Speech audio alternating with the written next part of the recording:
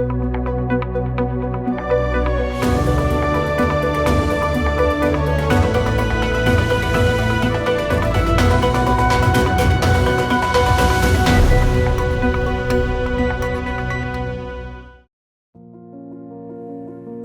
vaboning navbatdagi ahvoli haqida. Xitoyning Wuhan shahridan tarqalgan vaboning Xitoy chegarasidan olqib butun dunyoga tarqashga boshlaganiga 3 yil bo'lay deb qolgan bo'lib, hukumat statistikasi bo'yicha e'lon qilgan sonliq ma'lumotlarga asoslanganda, bu 3 yil jarayonida butun dunyoda jami 660 milliondan ortiq odam yo'qolib, 6 million 600 mingdan ortiq odam u vabo tufaylidan hayotidan ayrilgan.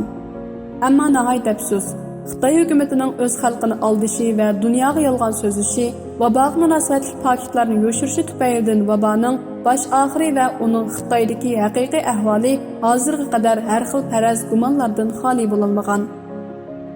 Xitoy hukumati bir tarafdan vaboning Xitoy xalqiga og'ir tahdid elib kelganligini bahona qilib, 3 yildan beri Xitoyda virusni nolda kontrol qilishdan iborat qattiq siyosatni yo'lga qo'yib kelgan bo'lsa, yana bir tarafdan Xitoydagi vaboning haqiqiy ahvolini yo'shirib, yolg'on sonliq ma'lumotlar bilan xalqni aldab kelgan.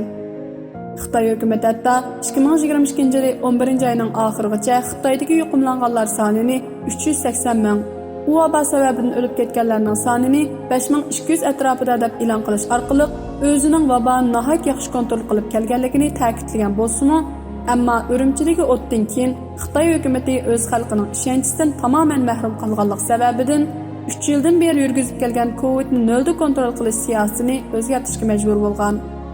G'arb medialarining xabarlariga asoslanganda, navbatda Xitoy hukumatining vaboga qaratgan siyosatini bo'shatishiga ergishib, vaboning tarqalish ahvoli tez suratda yig'ilishib ketgan bo'lib, 2022 yil 12 oyning 1-kunidan 12 oyning 20-kunigacha bo'lgan qisqagina 20 kun ichida Xitoydagi yuqumlanuvchilarning soni 250 millionga yetgan va kuniga taxminan 5000 dan odam u vabo tufaylidan o'lib ketgan. Hozir 2023 yil Xitoyda 1 milliondan 2 million orasida odamning u vabo tufaylidan o'lib ketishi taxmin qilinmoqda. Bundaqda, ajiba Xitoy hukumati o'tgan 3 yil jarayonida shu 1-2 million odamning hayotini o'ylab, shuncha ko'p iqtisodiy ziyonga qaramay, shunday qattiq qo'l siyosat qo'llanib keldimi? Xitoy hukumati o'zining vaboga qaratgan siyosatini bo'shatish orqali o'z xalqining va dunyoning ishonchiga erisha oladi. Kishilar bundan keyin Xitoy hukumati e'lon qilgan sonliq ma'lumotlarga ishonamdi. Xitoydagi vaboning kelgusi ahvoli qanday bo'ladi? Xitoyda ig'irlashayotgan vabo dunyoga qayta tahdid elib kelishi mumkinmi? Vaboning haqiqiy ahvoli dunyoga oshkor bo'lamdi.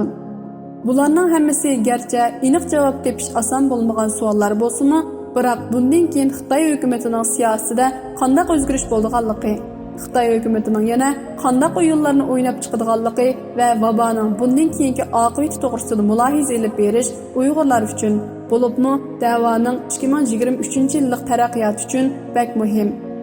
Xitoy hukumati uzundan beri yolg'on so'zlab dunyoni aldab kelganligi va vabo tarqalgandan keyin vaboga qarshi dunyoning boshqa davlatlari bilan bir qadamda bo'lmay, vaboga qarshi o'xshash tadbir qo'llanmay, o'z tuzilmasi va hokimiyatining afzalligini namoyon qilish va o'z hokimiyatini mustahkamlash uchun o'z xalqiga qattiq qo'l siyosatlarini qo'llanib, bir tarafdan xalqning ishonchidan mahrum qolgan bo'lsa, yana bir tarafdan vaboning tahdididan texi qutulg'uni yo'q.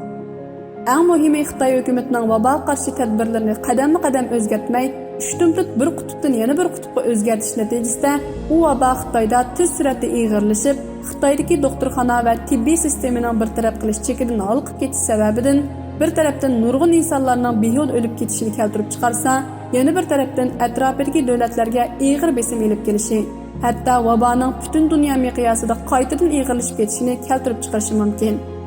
Amerika hukumati e'lon qilgan sonliq ma'lumotga asoslanganda, Amerikada tibbiy qurilmasi nisbatan eng taraqqiy qilgan davlatda 102 milliondan ortiq odam yo'qolib, 1 million 100 mingdan ortiq odam u vabo tufaylidan o'lib ketgan. Ya'ni o'lib ketish nisbati 1% atrofida bo'lgan. Ispaniyada 13 million 670 ming odam yo'qolib, 116 ming odam u vabo tufaylidan o'lib ketgan. Ya'ni o'lib ketish nisbati 0.185% bo'lgan. İtaliyada 25 milyon odam yo'qolib, taxminan 184 ming odam u vabo tufaylidan o'lib ketgan. O'lib ketish nisbati taxminan 0.74% bo'lgan.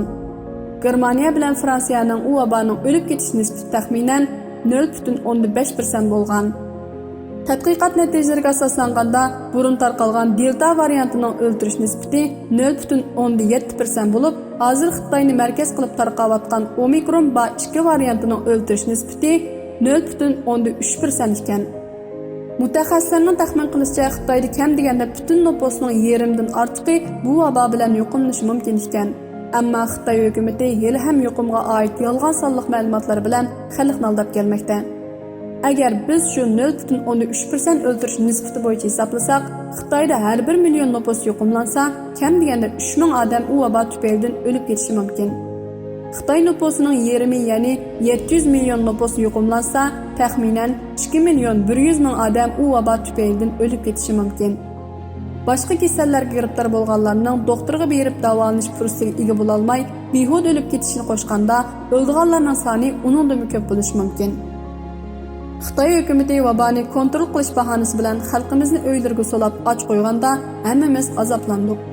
11-ayning 24-kuni necha o'nlagan qiyodadoshimiz o't kuyib o'lib ketganda, g'azab nafratimiz yuqori pallaga chiqdi.